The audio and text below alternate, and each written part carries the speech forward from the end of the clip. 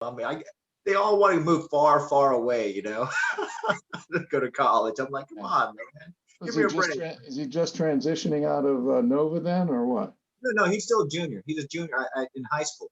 So yeah, he's still looking. Okay. He's still looking at it. And then he looked at Longwood because one of my sons went to Longwood too. I was like, nah, that's too liberal arts school. I was like, no. Oh, come on.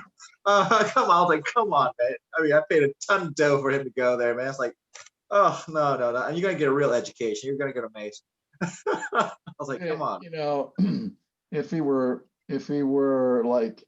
to community college and he got 2 years under his belt and he turned 19 or 20, he might be giving it second thoughts about needing to get far away from dad, you know.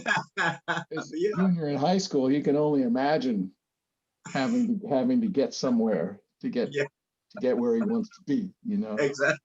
I hear you, man. I'm like, come on, man. Give dad a break, man. With a little maturity, then, you know, a lot of the students will say, well, it makes a lot of sense. Well, I can be an adult and live in the same town as my parents, you know. Yeah, man. I'm like, come on, man. Come on. Help me out here, man. Throw me a bone. So yeah, we're just gonna drive around the campus and stuff, you know. Let them check it out and stuff. Tomorrow? Probably Sunday. Yeah. It'll be dead. It's dead. And yeah. So you can just take a look at it, you know, get a little feel for it, you know, and stuff. So then after this, I think I'll take him to James Madison. So we'll see. Yeah. You could probably park, you know, in one of the outer lots, and if you wanted to walk through, because naturally it's not a driving campus. I mean, you can drive around Patriot Circle, but that's the perimeter. Mm-hmm. But walking would give you a more of a flavor of things. Okay. Yeah. Well, I mean, and plus it'll be Sunday, so probably hardly anybody. Oh yeah, it's not. Yeah, it wouldn't be a problem with your parking. I would park in the Patriot Center parking lot. Okay. It's not the Patriot Center anymore, or whatever it is. It's some other E&G banks. One of the big bank centers. You park there and cross the street, and then you can walk across campus and see the different structures and artwork and. Yes, because you know he's thinking about going into engineering. So I was like, you know, Mason's got a pretty decent engineering. Yeah, then you want to have him walk by the engineering building because it's huge. Is it? Okay. Yeah, it's big. It's big. And the engineering school is one school that keeps expanding. Oh yeah. Oh, that's a good thing. That's a good thing. So yeah, okay. Yeah, that's definitely a plus. Hey, thanks, Mike. Hello, gentlemen. Hey, what's up, Curtis? How are you? Hi, Michael. Hi, Curtis. How are you? I'm pretty good. Good. Did you get my joke, Mike? Yeah. Oh, okay. Yeah. I just filled in the blank. And you too, Michael. Yeah.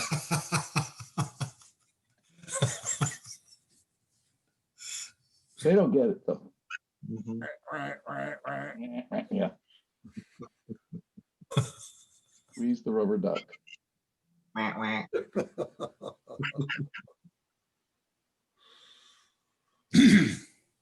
don't think Bonnie and William are going to be here. They're pretty tuckered out. Okay. You have a good day. Was their day okay today? Yeah, it was okay. Nothing notable. All right. They just it's been a long day. I don't think they're going to show up. All right. At least that's the last I heard. That's fine. And I just heard, I'll give him a call tomorrow if I don't see him. What's that? I'll say I'll give him a call tomorrow if I don't see him online. Just to check in with him. I was going to call today, but we talked last night a little bit. So and I got busy this afternoon. I had a few things to do. Who's that? That's Mary. Is that Mary? Yeah, that's Mary. You got something going on with Mary there, man? They got a kick out of that today. Yeah. And Kempo said, "You better watch out. She's a Dharma. What'd she say? I think he said, you better watch out. She's like I think she said a Dharma Pala, or maybe she said a Dakini, but kind of warned me." She might come after you like this, huh? Put Yeah, your they got a lights big down. kick out of it. I didn't do it during the, I did it after everything was over, but they got a big kick out of it. I've been, I've had a little fun. When she gets off camera, I've gotten pictures of her clouds, and I've got another picture of without her in the, with the, you know, fall foliage. And anyway, it's kind of fun. You know, she's got some nice backgrounds. Well, you make a nice couple, and I wish you well. Thank you. Have a lovely time.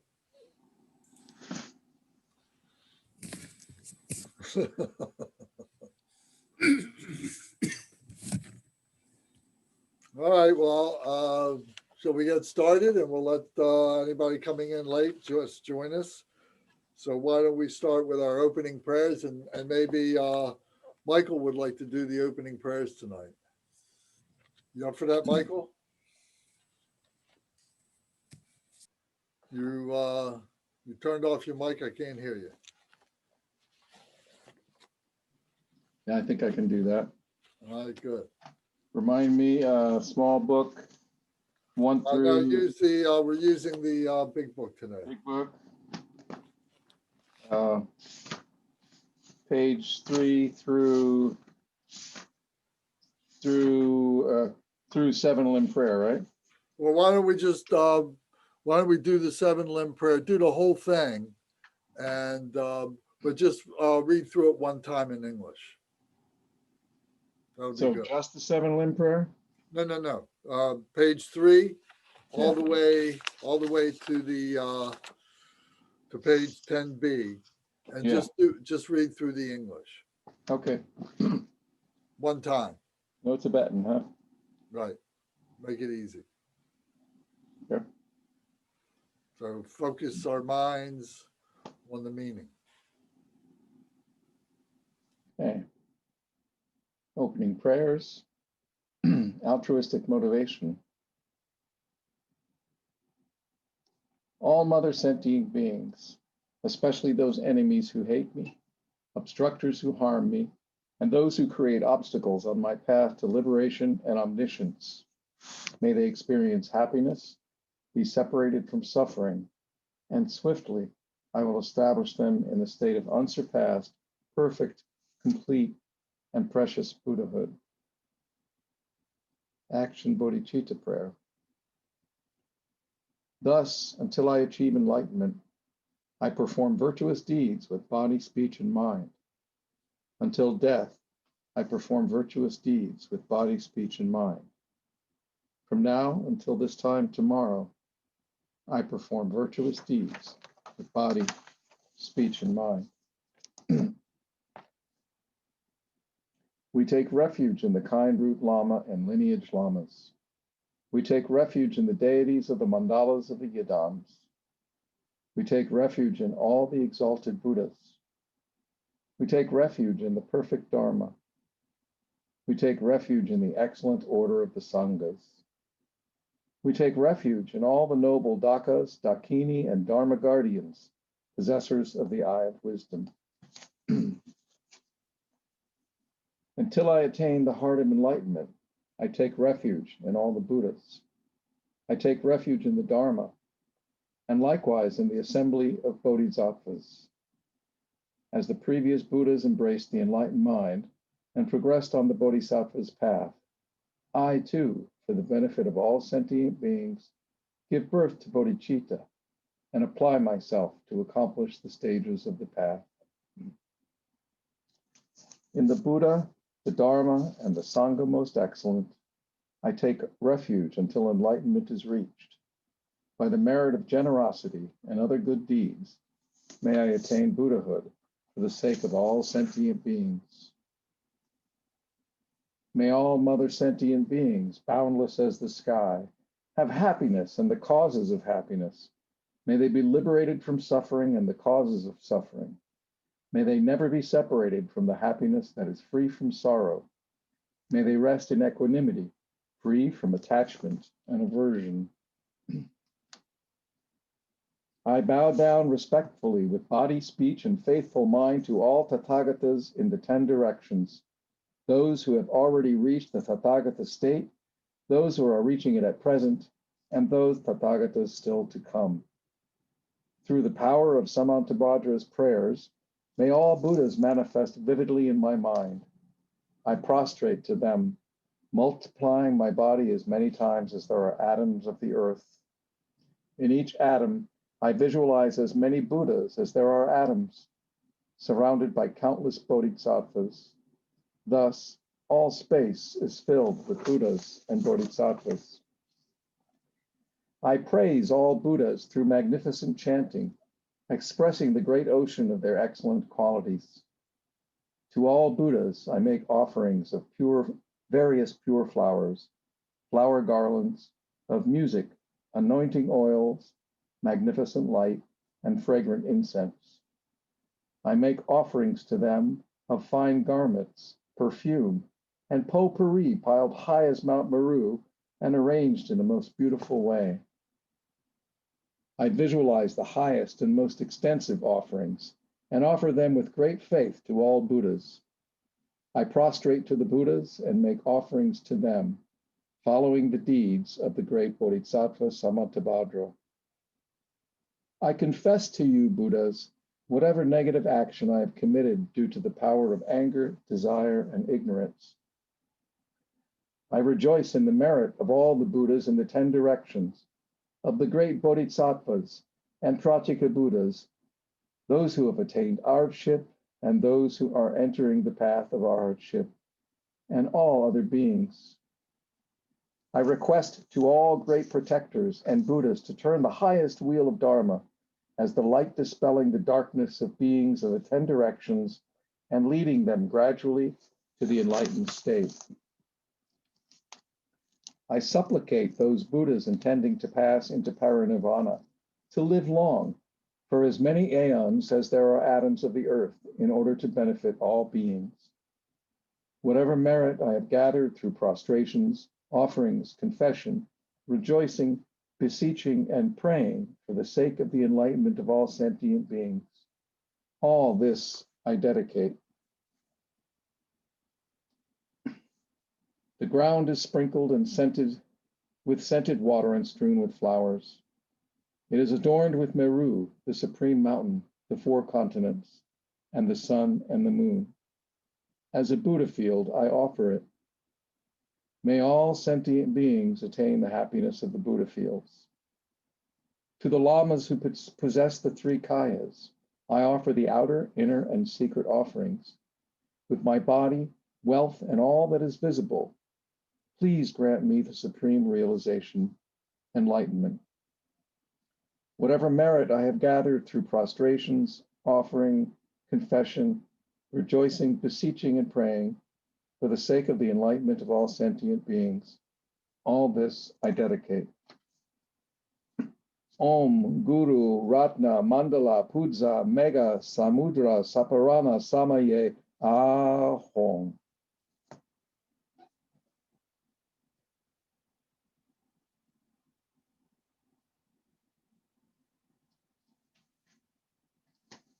Next page. Unequaled refuge, ornament of the world. Your fame pervades the 3,000 worlds. You are the victor Vajradhara without a doubt. I bow at the feet of the Father, Jigten Sumgon. Continually I think of no one but you. Compassionate one, grant your blessings. Dispel the darkness that surrounds my heart. Please bless me so that I can realize the unelaborated nature of mind. Please turn the wheel of Dharma of the 2 vehicles and their combination according to the disposition and likewise the mental capacities of sentient beings.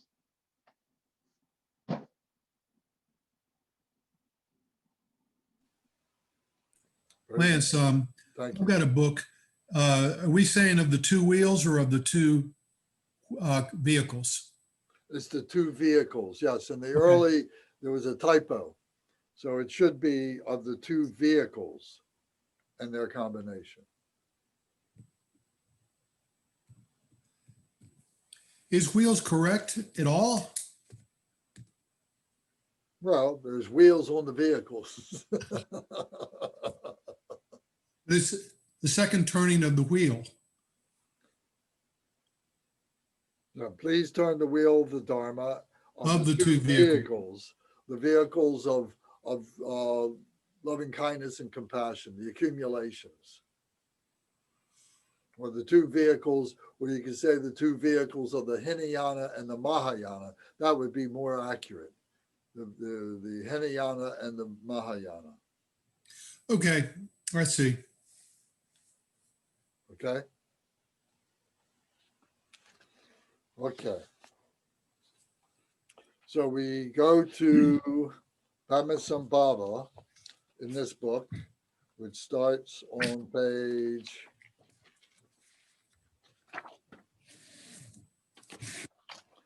138. 138, 139, and you see you got to turn the book a different way to be able to see everything.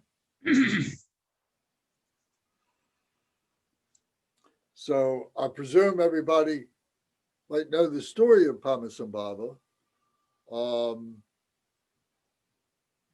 Does anybody need to hear the story? Do you know the story of why he was invited to Tibet and how he was invited and where he came from and so on and what he did when he got there?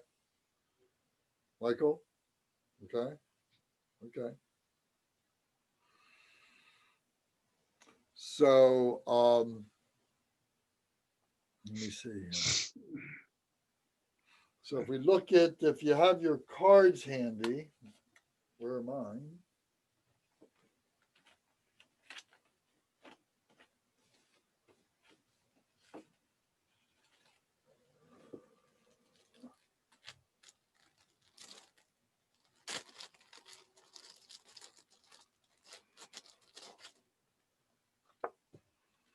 So the idea here, of course, is to familiarize ourselves with everything. So here with this card, if you have your meditation cards handy, then we see the picture of Padmasambhava. So you see he's got very luxurious robes. He was a very high Mahasiddha. He was the highest of the Mahasiddhas, of the great siddhas, the great practitioners, the accomplished ones in India. So, and in his left hand, he's holding a skull cup with the wish-fulfilling jewel in the skull cup. And in his right hand, he's holding the a Vajra. So we're all familiar with the Vajra. And in the crook of his left arm, he's holding a Khadvanga, which represents the three kayas, the Dharmakaya, the Sambhogakaya, and the Nirmanakaya. So, so it's very powerful what he represents. And on the back side of the card, we see that his name, Padmasambhava, means lotus born in Sanskrit. In Tibetan, it is Pema Jungne. So you may recognize his name in some of the different prayers that we do in Pema Jungne that are in Tibetan. So he has been called Guru Rinpoche. So when you ever see that, it refers to Padmasambhava as the precious teacher. And he is the father of Tibetan Buddhism. So many people would consider him to be the second Buddha or the father of the Buddha or the father of Buddhism in Tibet. Because although Tibet had scholastic teachers, had scholarly teachers come, there was a great deal of pushback on those teachers. And so they called for Padmasambhava to come to dispel all the obscurations, all the confusions from the people that were not accepting the scholarly teachings. So he was able to kind of pacify all those objections and people began to take up the teachings. So he had many, many teachings that were termas that were, the termas are books, teachings that were buried into the ground.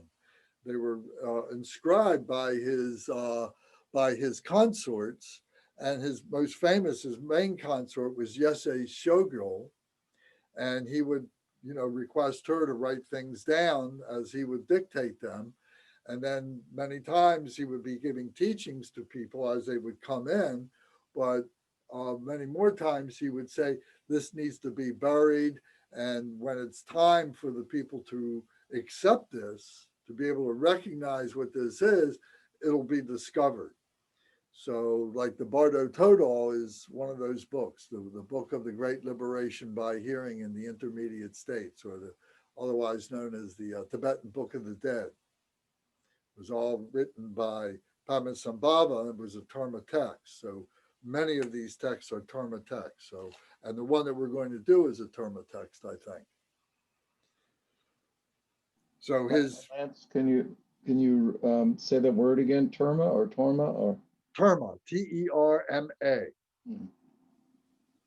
So if you look on page 139, you see supplication to the lineage of Baba Lingpa's Terma, the sadhana of the peaceful Guru Rinpoche. You see that word, Terma? Yeah. So it's a buried text that is discovered by, great teachers that come later, great yogis that come later. So Padmasambhava's mantra is here, Om Ahom Vajra.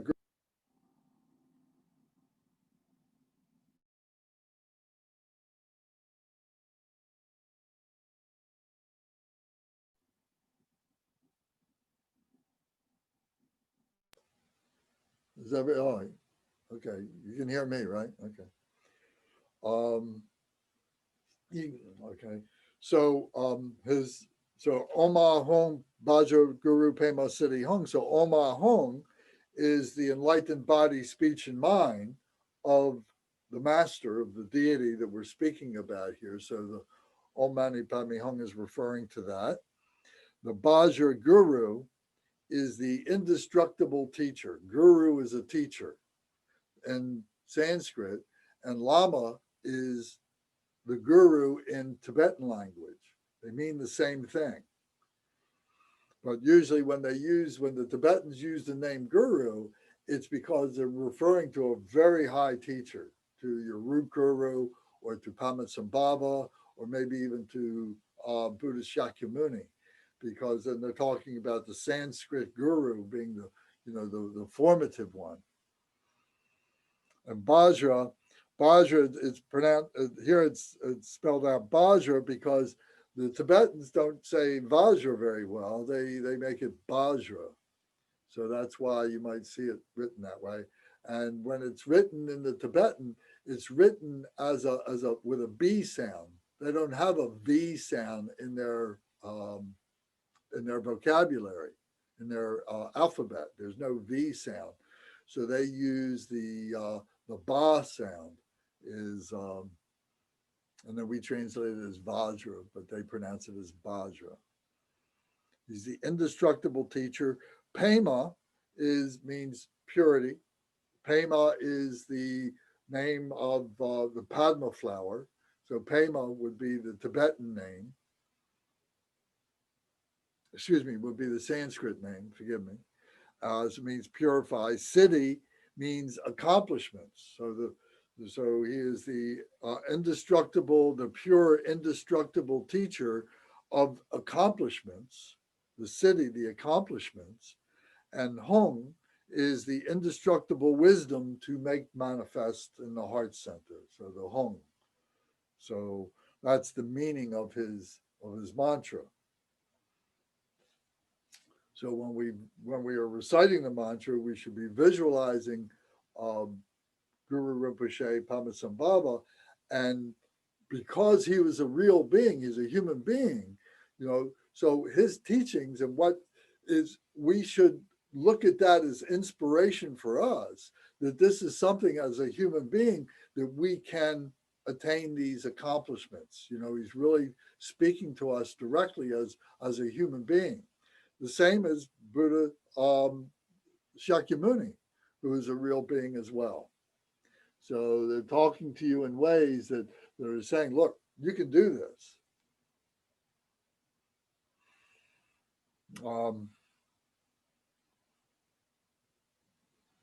So to say that Padmasambhava is a 3 kaya teacher, he teaches from Amitabha as the Dharmakaya.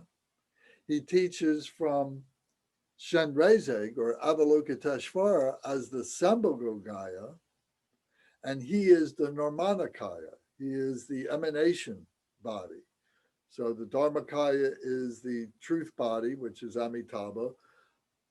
Avalokiteshvara Shenrezig is the enjoyment body, the subtle enjoyment body, and Padmasambhava is the emanation body. So again, we think of him as the second Buddha, the father of the Buddhism in Tibet. So he's a Nirmanakaya being. And his name, Padmasambhava, is a miraculous birth. As a lotus born, means lotus born. So if you remember, we've talked about this a little bit and saying that, we go through, these births, the womb birth and the egg birth and the heat and moisture birth. And then there is the miraculous birth. So this miraculous birth can have many different meanings to it, facets to it. But one of them, and the most significant here, what's relevant here, is that through the enlightenment, we have this enlightened birth, that now we become a Buddha, we become a bodhisattva, we become an enlightened being. So this is like a miraculous birth that we all are capable of being born in. So the analogy or the metaphor of being born from a lotus, that we come through the lotus pedestal, we come from the lotus, from samsara, and we're being born from that as an enlightened being. So he exemplifies that with his name Padmasambhava. Quick question, Lance. Okay. On the picture on the sadhana, the facial expression that he portrays, is that semi-wrathful? No. Because his mouth is open?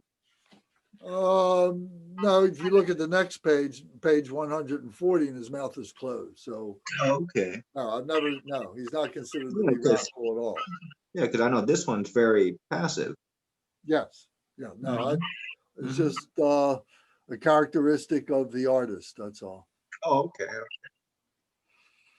Okay, so Padmasambhava is from the Zahor, from the kingdom of Zahor. And this was in what was called Udayana, which was in Afghanistan. So, going back, many, many centuries and so on, that area was all considered like a Buddhistan, was a land of the Buddha. And Afghanistan, Pakistan, Uzbekistan, Turkestan, all those Stanic nations all had a huge Buddhist presence in those places. So this one in particular was called Udayana, is where he came from, which is the Copper Mountain. Padmasambhava is from the Copper Mountain, or resides on the Copper Mountain. So this kingdom that he came from was Zahor, Zahor. And you may see references to it in some of the different prayers and practices. The one from Udayana of Zahor, something like that. It's interesting. There's a significant city in Afghanistan called Lahore. Lahore? Yeah. Well, maybe so. This is Zahor, Z. Mm-hmm. Okay. Yeah, same spelling except with an L. Yeah.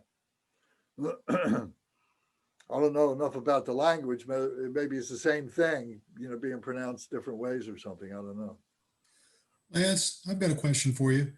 We're doing a sadhana of peaceful Padmasambhava. Am I right? There are 8 Padmasambhavas? Yes. There's eight emanations of Padmasambhava. Okay. With associated Dharma protectors. Yes. So right now we're just concentrating on the peaceful, but I think a couple names are invoked in here, so we'll see. So yes. One thing I'll mention just to make sure that we understand, and that is when Padmasambhava came to Tibet, he came by way of India into what is now Nepal, and he stayed there for a while, and then he crossed over the Himalaya and went into Tibet after a while, but he was always staying in these caves. And he was having, the local leaders, the local, kings and so on, were coming to him for his teachings. And he was coming to him to tell them what was going on and so on. It wasn't like he was coming and then, talking to all these masses of people. They were coming to him. And what he was able to do is be able to help them to tame the wild people, because most of Tibet at that time, what I've been told is there were many wild people who were illiterate, and they had no spirituality. They were just wild people. They were like, jungle people or something like that, where they were living on the plateaus but they were just, wild really describes it. But there were these other people that were the Bun people, B-O-N with an umlaut over the O. And these were the shamanistic people. This was the spiritual indigenous people of Tibet who, obviously came from or were part of the wild people. And, but they had many, how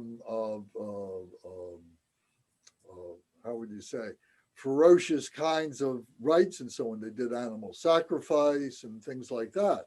And so this was one of the things that they were trying to put down. They were trying to pacify. They were trying to, but they had this great iconography, that had all these different deities in there.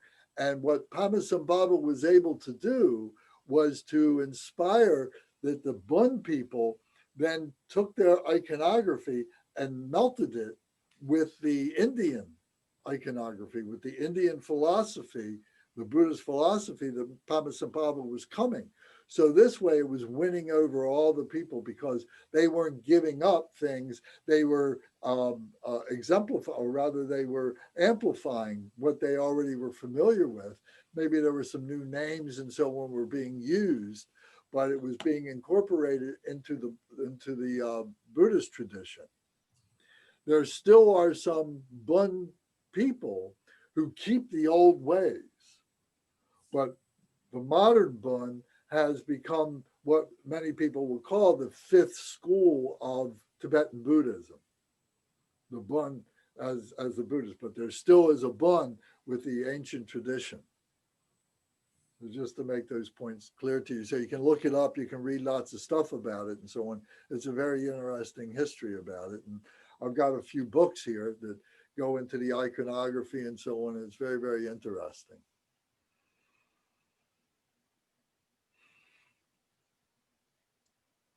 Okay. So,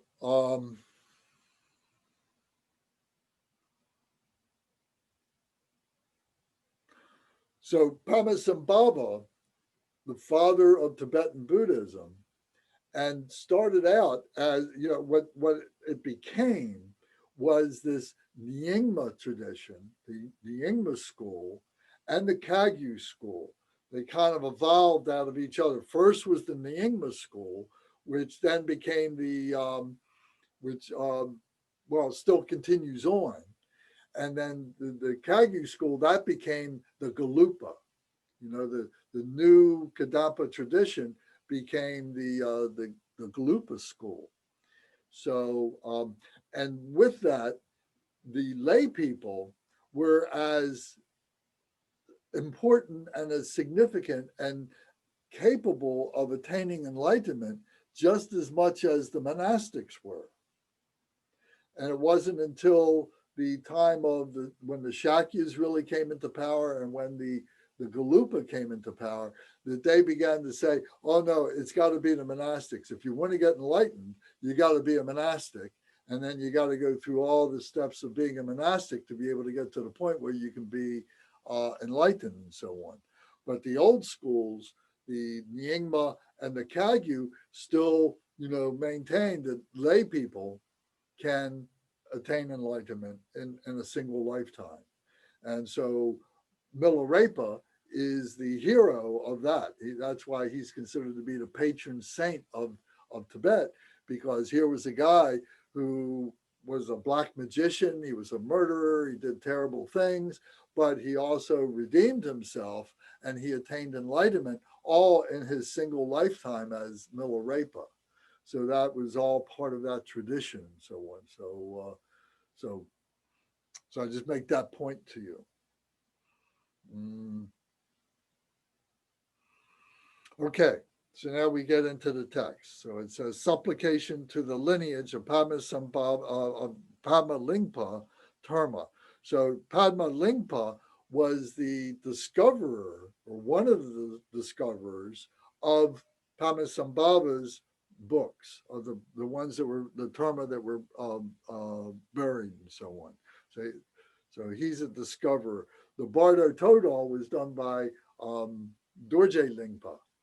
So it was like this tradition of Dharma discoverers, who were these really devout, very high yogis who were tuned in and who were finding these buried treasures and so on that were left by Padmasambhava and Yeshe Shogo.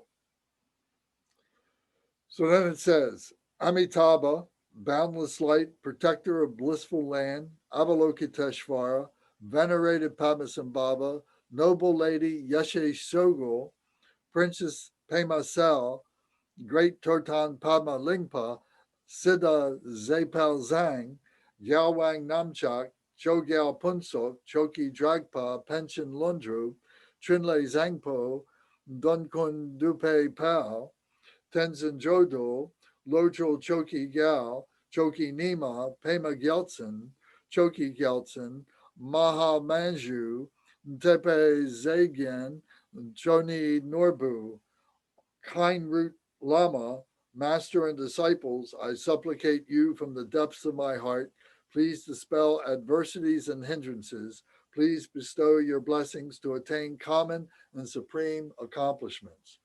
So this is a supplication. This is a homage to all these lineage masters. So I don't know all these lineage masters, a few of them in the beginning, I'm familiar with their names, but if you want to do research on them, you certainly could do that. So the one that's very important is the noble lady, Yeshe Sogyo. That was his main consort. Yeshe Shogo was his main consort. He had several consorts, and I don't know, I think maybe Princess Pema Sel might have been, but I'm not sure. So I've forgotten a few of the things that I've read over the years. So this is the homage that is being paid.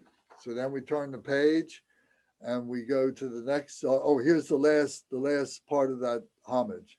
It says, having accomplished without hindrance all objectives that accord with the Dharma, may I seize the royal seat of the Dharmakaya, the definitive truth, and may I then progress to the supreme pure land of great bliss without taking a samsaric rebirth again. So here again is, paying the homage, and may I have a miraculous birth, and may I be on the seat of the Dharmakaya, and may I go to the land of great bliss without taking a samsaric rebirth. So this is what we are aspiring for.